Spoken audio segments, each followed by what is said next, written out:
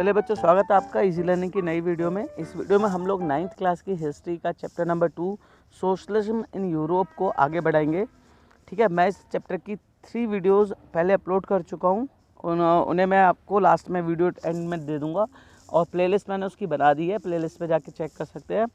शुरू करते हैं बच्चों आगे 2.4 टॉपिक से। ठीक है, अ टर्बुलेंट टाइम द 1905 रेवोल्यूशन। ठीक है, यहाँ पर उथल पुथल का समय आया। इस समय पे काफ़ी टर्बुलेंस था रशिया में। रेवोल्यूशन हुआ 1905 में, इसकी बात करते हैं। ठीक है, तो रशिया में ऑटोक्रेसी थी। अब समझते हैं ऑटोक्रेसी किसको बोलते हैं बच्चों। ऑटोक्रेसी का मतलब होता है स्वशासन, ऐसा शासन जहाँ राजा के ऊपर किसी का कंट्रोल नहीं होता। तो यहाँ ऑटोक्रेसी थी। यूरोपियन रूलर्स की अलग हटकर यहाँ पर देखा जाए, जहाँ पर 20वीं सेंचुरी में अगर हम देखें यहाँ पर जो ज़ार था, ठीक है, ज़ार पार्लियामेंट के अंडर में नहीं था। यानी ज़्यादातर यूरोपियन कंट्रीज़ में क्या था, पार्लियामेंट आ चुकी थी, कॉन्स्टिट्यूशनल मोनार्की थी, लेकिन यहाँ पर अभी भी ऑटोक्रेसी थी। ठीक है, ऑटोक्रेसी मतलब होता है जब कोई व्यक्ति बिना किसी कंट्रोल के शासन करता है। जो लिबरल्स थे रशिया के, ठीक है, उन लोगों ने कैंपेन चलाए ताकि ये अफेयर्स स्टेट्स के इन्हें एंड किया जा सके। इसके अलावा इन लोगों ने क्या करा, सोशल डेमोक्रेट्स और सोशल रेवोल्यूशनरीज थे, इनके बारे में बता चुका हूँ, पिछली वीडियो में देख लीजिएगा कौन है ये।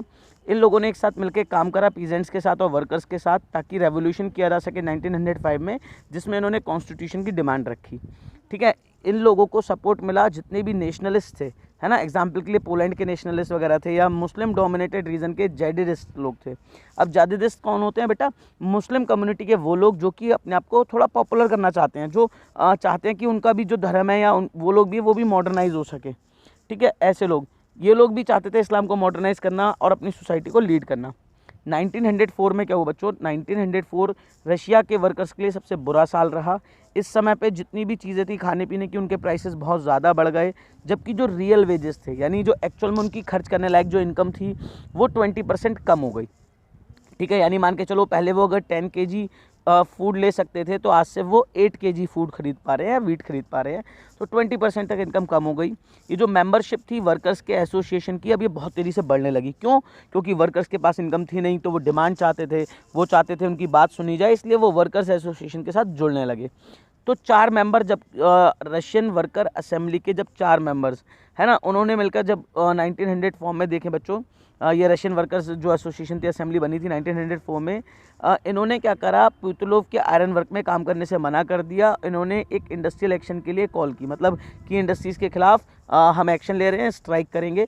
अगले ही दिन क्या हुआ, 1,10,000 वर्कर्स ने एक साथ मिलकर सेंट पीटर्सबर्ग में स्ट्राइक कर दी। स्ट्राइक का मतलब होता है काम को बंद कर देना। ठीक है, प्रोडक्शन नहीं करेंगे। दो धरना प्रदर्शन करना शुरू कर दिया, और इन्होंने डिमांड रखी कि 8 घंटे का वर्किंग आवर हमें चाहिए, वर्किंग आवर्स को कम करो और हमारी वेजेस को बढ़ाओ और वर्किंग कंडीशंस को इम्प्रूव करो। ठीक है, पानी की पीने की व्यवस्था या बीच में लंच करने की व्यवस्था, सफाई, रिस्क कम होना, इन सब चीज़ की डिमांड करना शुरू कर दिया।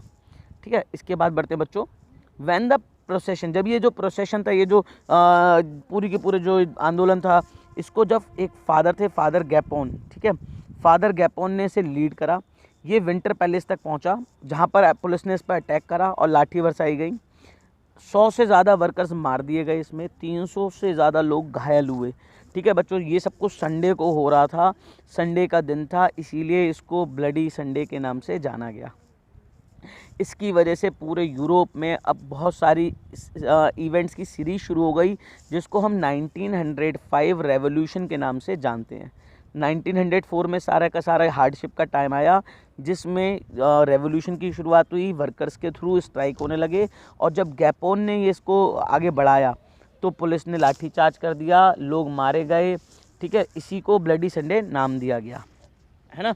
तो बच्चों, ब्लडी संडे इंपॉर्टेंट टर्म है, याद रखिएगा, ये बहुत ज़रूरी है। जो स्ट्राइक्स थी वो पूरे के पूरे देश में चलने लगी। अब इसके बाद यूनिवर्सिटी बंद करा दी गई। जो बच्चे थे, बच्चों ने भी क्या करा, वॉकआउट करना शुरू कर दिया। इसके अलावा उन लोगों ने कंप्लेन करना शुरू कर दिया कि उन्हें सिविल जो लिबर्टीज़ हैं, यानी जो नागरिकों को मिलने वाले अधिकार या स्वतंत्रताएं हैं, उन्हें वो चाहिए। तो इसके चक्कर में स्कूल यूनिवर्सिटी बंद करा दी गई। लॉयर्स, डॉक्टर्स, इंजीनियर्स और मिडिल क्लास के जो वर्कर्स थे, इन लोगों ने भी मिलकर यूनियंस ऑफ यूनियन बना लिया। मतलब समझना, यूनियन ऑफ यूनियंस का मतलब क्या है, बाकी सबकी अलग अलग यूनियन, जैसे ये हो गई लॉयर की, ये वर्कर्स की, ये डॉक्टर्स की, इंजीनियर्स की, इन सब यूनियन को मिलाकर एक यूनियन बना दी, नाम दिया गया यूनियन ऑफ यूनियंस। ठीक है, और इन लोगों ने कॉन्स्टिट्यूएंट असेंबली की डिमांड करना शुरू कर दिया। आगे जाते हैं 1905 के रेवोल्यूशन के समय पे जो ज़ार थे, अब ज़ार को डर लगने लगा कि भैया सारे लोग इकट्ठे हो गए, तो ज़ार ने क्या करा, ज़ार ने कह दिया ठीक है हम तुम्हारी डिमांड मानना है, अब हम एक पार्लियामेंट बनाएंगे जिसको नाम देंगे ड्यूमा, ठीक है, इसे इलेक्ट कराया जाएगा वोट देकर। अब क्या हुआ, अगर हम इस पूरे रेवोल्यूशन को देखें तो यहाँ पे बहुत सारी ट्रेड यूनियंस बन गई थी, फैक्ट्री कमेटीज़ बन चुकी थी जो कि फैक्ट्री वर्कर्स के द्वारा बनाई गई थी। 1905 में ये जितनी भी कमेटीज़ और यूनियंस थी ये अनऑफिशियली काम कर रही थी, इलीगल तरीके से काम कर रही थी, है ना। इनमें से बहुत सारे जो रेस्ट्रिक्शंस थे वो पॉलिटिकल एक्टिविटी पे, इनकी पॉलिटिकल एक्टिविटी पे लगा दिए गए थे।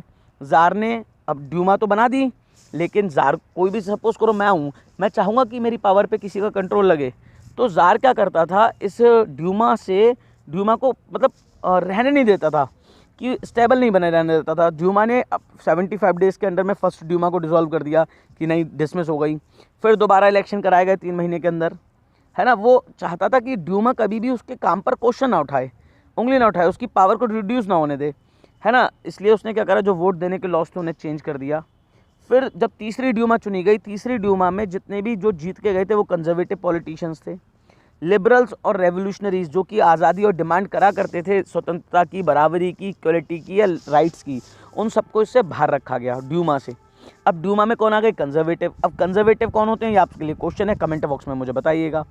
आते हैं बच्चों नेक्स्ट टॉपिक पे, the first world war and the Russian empire. First world war और रशियन एम्पायर के बारे में देखते हैं। 1914 में फर्स्ट वर्ल्ड वॉर हुआ जो कि 1918 तक चला, ठीक। ये बहुत इंपॉर्टेंट चीज़ है कि अब इस समय क्या हुआ, तो 1914 में जब वॉर हुआ, ये 2 यूरोपियन अलाइंसेस का मतलब होता है संगठन या ग्रुप्स, ठीक है, 2 ग्रुप्स के बीच में हुआ, जिसमें एक थे एलीज और एक थे एक्सिस, ठीक है, एलीज ग्रुप और एक्सिस ग्रुप। तो जिसमें सेंट्रल पावर में थे जर्मनी, ऑस्ट्रिया और टर्की। तो याद रखना टैग, ठीक है, सेंट्रल पावर में कौन थे, टैग, जिसमें टर्की, ऑस्ट्रिया और जर्मनी थे, ठीक है। बहुत पावरफुल है ये वाला ग्रुप भी, बेचारे हार गए वो बात की बात है। फिर दूसरे थे बच्चों, अगर हम बात करें एलीज ग्रुप के, तो एलीज ग्रुप में यानी 2 मित्र राष्ट्रों में थे बेटा, बर्फ़, आप याद रखना बर्फ़, ठीक है, जो एलीज में थे। बी से ब्रिटेन हो गया, आर से रशिया हो गया और एफ से फ्रांस हो गया। ये उस समय की वर्ल्ड पावर हुआ करती थी, सबसे ज़्यादा मजबूत देश हुआ करते थे। जर्मनी सबसे पावरफुल थी, लेकिन ये भी पावरफुल कंट्रीज़ में आया करते थे इससे पहले के टाइम पीरियड में, है ना। हर एक कंट्री थी, ये ग्लोबल एम्पायर था इन सब देशों में। ये जो वॉर थी यूरोप के मतलब इन कंट्रीज़ के अलावा यूरोप के बाहर भी लड़ी गई, जैसे इंडिया ने भी पार्टिसिपेट करा, अफ्रीका की कंट्रीज़ ने भी। इस तरीके से वर्ल्ड वॉर शुरू हुआ। रशिया की बात करते हैं। रशिया में जो वर्ल्ड वॉर था इनिशियली काफ़ी पॉपुलर था, लोगों ने रैली करी जार निकोलस सेकंड के चारों तरफ कि हाँ ठीक है हम सपोर्ट करेंगे ये। लेकिन जैसे जैसे ये वॉर कंटिन्यू रहा तो जार अपना जो मतलब मेन पार्टी थी ड्यूमा में, है ना, उससे कंसल्ट नहीं करा उसने, और रिफ्यूज़ कर दिया कि हम इससे कोई कंसल्ट नहीं करेंगे कि वॉर में किस तरीके से लड़ना है। तो इसकी वजह से उसका जो सपोर्ट था इस वर्ल्ड वॉर 2 में वो हल्के हल्के कमज़ोर होने लगा। जितनी भी एंटी जर्मन सेंटिमेंट्स थे, यानी जर्मनी के अगेंस्ट वाले जो भी सेंटिमेंट्स थे वो काफ़ी ज़्यादा बढ़ गए थे, जिसको सेंट पीटरबर्ग के नाम बदलने पर सेंट पीटरबर्ग का नाम बदला गया। और पेट्रोग्राड, सेंट पीटरबर्ग एक जर्मन नाम है, इसको बदलकर पेट्रोग्राड करा गया, ठीक है। जारीना मतलब जो जार की बीवी हैं, अलेक्जेंड्रा जर्मन ओरिजिन की थी, और उनके एक बहुत ही बुरे एडवाइज़र थे, जिनमें से एक थे मॉन्क जिनका नाम था रेस्पुटिन, ये भी जर्मनी के। इन सब ने क्या करा, ऑटोक्रेसी को और अनपॉपुलर कर दिया, क्योंकि लोगों को लगने लगा यार जार की बीवी खुद जर्मनी की और उसके सलाहकार भी जर्मनी के, है ना। तो इस वजह से जार का सपोर्ट खत्म होता चला गया, ऑटोक्रेसी और अनपॉपुलर हो गई। फर्स्ट वर्ल्ड वॉर की बात करते हैं। First world war eastern front पर अलग तरीके से लड़ा गया और वेस्टर्न फ्रंट पर अलग तरीके से लड़ा गया।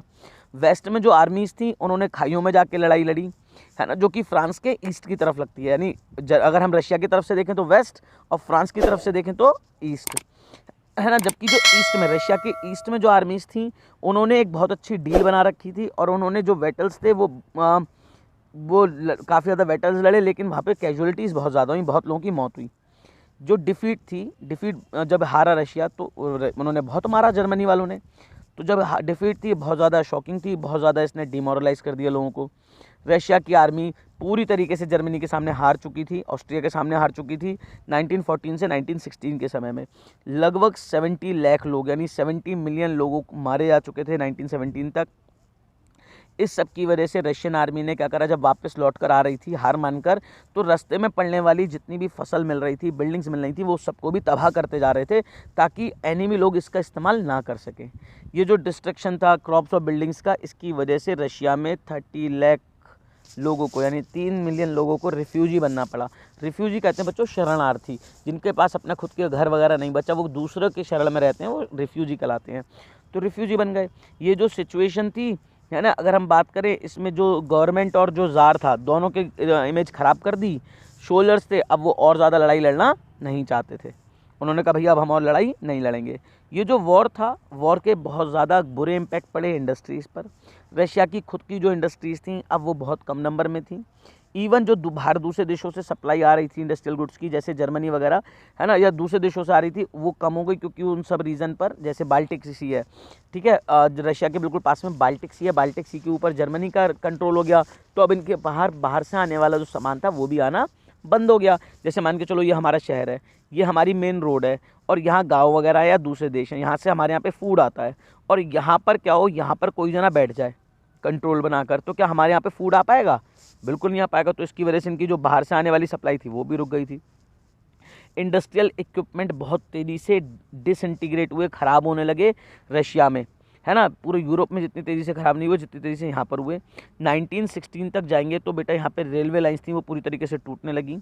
यहाँ पर जितने भी एबल बॉडीड थे, मतलब यानी जो शरीर में अच्छे खासे तंदुरुस्त लोग थे, उन्हें वॉर में भेज दिया गया, जिसकी वजह से इंडस्ट्रीज़ में या शॉर्ट जितनी भी स्मॉल वर्कशॉप थी उन पर लेबर की कमी हो गई, जिसकी वजह से उन्हें बंद करना पड़ गया।